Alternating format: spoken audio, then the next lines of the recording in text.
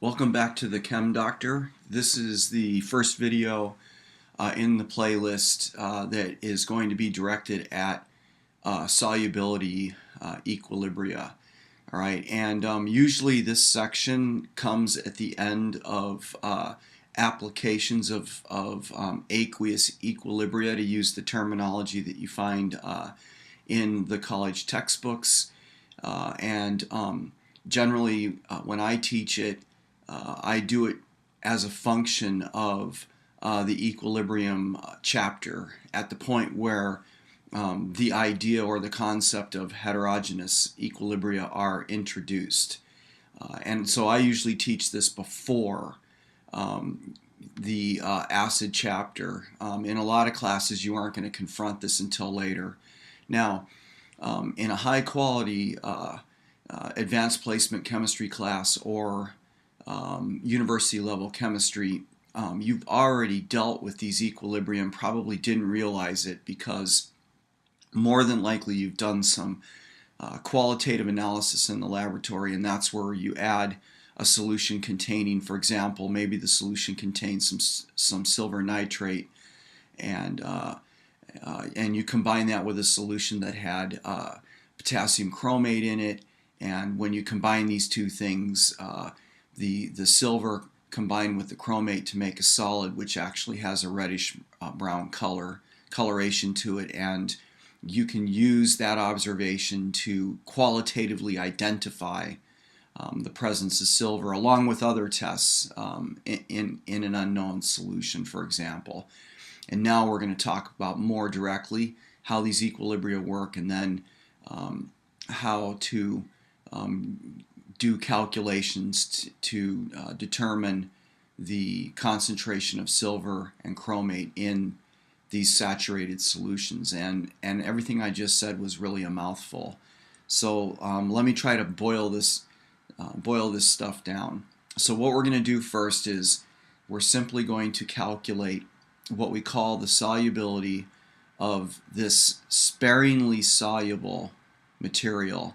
In other words, if you've learned the fall semester of chemistry from a classic analytical chemist, for example, he probably made you, or she probably made you, memorize solubility rules. So when you look at this compound, silver chromate, you say to yourself, well, this material is not soluble in water.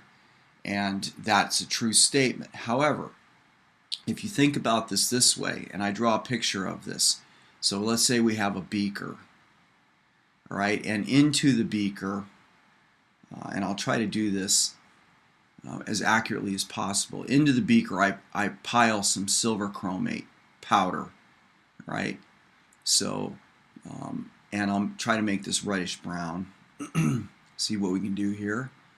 All right, reddish brown, sort of dingy looking material into the bottom of the beaker. All right, and then we go ahead and layer over the top of this distilled water. So we've layered water over the top of this powder, and now what we have, if you remember back to really basic chemistry, what we've done is we've created a heterogeneous mixture here, right? Sitting on top of the powder is water, and then we've got this material here, and the two essentially, for the most part, don't mix. So we have two completely separate components that don't form a solution. However, here's the deal with it. This is a material that will dissolve to some infinitesimal amount into the water, forming a solution. So there's going to be some very, very, very small amount of silver and chromate that actually dissolve into the liquid above the surface of the essentially insoluble solid. All right, and what we want to be able to do is figure out the concentration of that material, how much of this solid actually dissolves. Now, this is in fact a heterogeneous equilibrium, so there is an equilibrium constant for this. Remember, a number that has a magnitude, and we're going to call this a KSP for solubility product, because the equilibrium constant is going to look like this, where it does not include the reactant, because the reactant is a pure solid, and its concentration, or its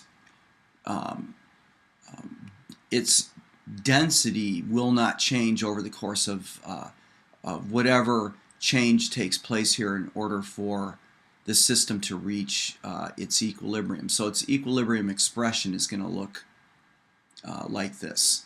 All right, and it does not include the reactant because it's a pure solid. All right, and we've learned that in the previous playlist that dealt with equilibrium. So this is what the equilibrium expression is going to look like. So what we want to do now is we want to calculate the solubility of the silver chromate. All right, we want to know to what extent this material is actually going to dissolve. And remember that what we have here when we're done, all right, because this is a sparingly soluble salt, it essentially does not really dissolve into the water. So we have created a saturated solution here. And the saturated solution contains the maximum amount of silver and chromate that can dissolve into the water, making this solution, and the amount of these ions is going to be a very small value. Now, the actual magnitude of the equilibrium constant for this reaction, all right, or for this equilibrium, is equal to 9 times 10 to the minus 12th. Now, I want to bring back into this other connections, or I want to try and get you as a viewer to make some other connections here. The first thing is that this equilibrium constant is a really small value. It's 10 to the minus 12th. So this is a small equilibrium constant. That means that your delta G naught for this reaction is a positive value, and it's relatively large in magnitude. And remember that delta G is equal to minus RT ln of K. All right, and the delta G is the factor here that actually determines what this proportionality is going to be. So the thermodynamics for this reaction, in a sense, are very not favorable, and that's the reason why this material remains mostly as a solid in the bottom of this beaker, and very little of the silver and the chromate actually dissolves.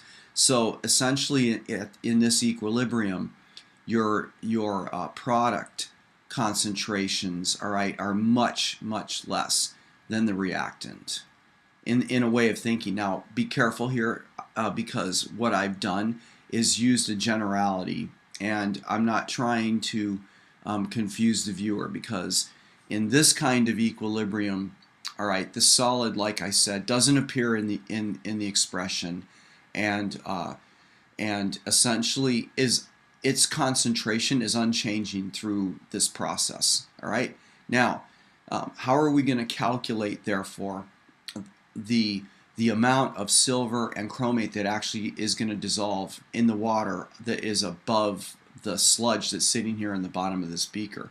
So the way you want to set up your ICE table, or the thing that I call the box, first off, for these, I like to use a placeholder for the solid, right? We don't have a number here because, again, this thing does not appear in our equilibrium expression, but I like to use a placeholder. And in my ICE box, I label this as the before the equilibrium. So we put our powder in here, then we layer in the water, and initially there's not going to be any of the silver, and there's not going to be any of the chromate. And then, after we've layered in the water over the powder, all right, we allow our system to come to equilibrium, and I like to label this as after. And as this thing shifts to equilibrium, since there's 0 of the silver to begin with and 0 of the chromate, the reaction has to shift to the right. So I'm going to write A minus X. And the silver is going to be 2x because of the coefficient 2, and the chromate is going to be x. All right, now this thing right here, when we say we're going to calculate solubility, when we say we want to calculate solubility for this insoluble salt, how much, albeit very small amounts, are actually going to dissolve into the water. This X value right here is the solubility. Let's see if I can sneak this in here.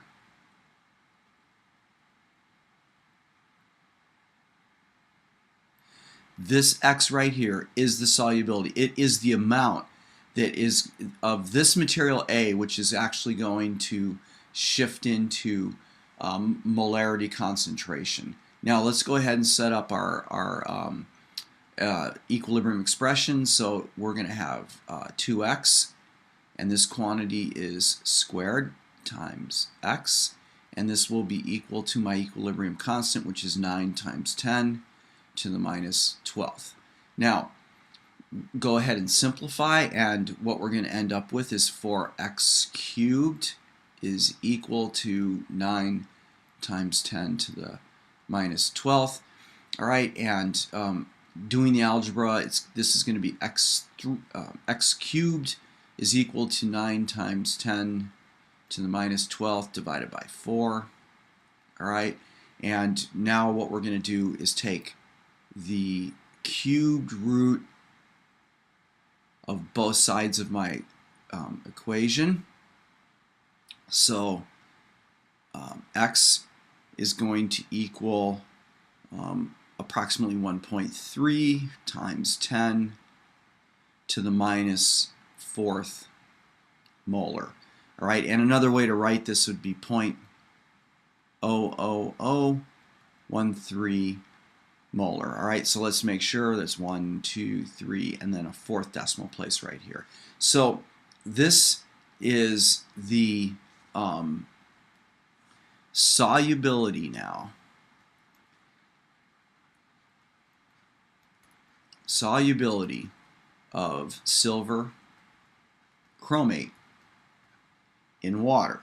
So this represents the concentration of the concentration of silver chromate above its solid in water. All right, now let's finish our table. So this value here is going to be 0.00013 molar. That's going to be the chromate. And then to find the silver, it's going to be 2 times this value. All right, so this is going to equal 0.00026 molar for the silver ion. All right, that will be the concentration of silver in the water, and this is going to be in the solution, and this is going to be the concentration of the chromate. All right, so this is your basic solubility problem. And in closing, what I want to say about this, again, to remind the viewer, when you set these problems up, basically the way it works is you're putting the solid in some kind of a container, and then you're layering water in over the top, and then you're allowing the system to come to equilibrium. It's forming a saturated solution. All right, and in solubility equilibrium, we are specifically dealing with solids that are sparingly soluble in water, sparingly soluble. The point being they barely dissolve, all right, versus things that are like sodium chloride, all right. Sodium chloride is not a sparingly soluble salt in water, right? You add table salt to water, and the water and sodium chloride essentially are miscible with one another to a very, very large extent, all right. With that, I'm going to go ahead and close.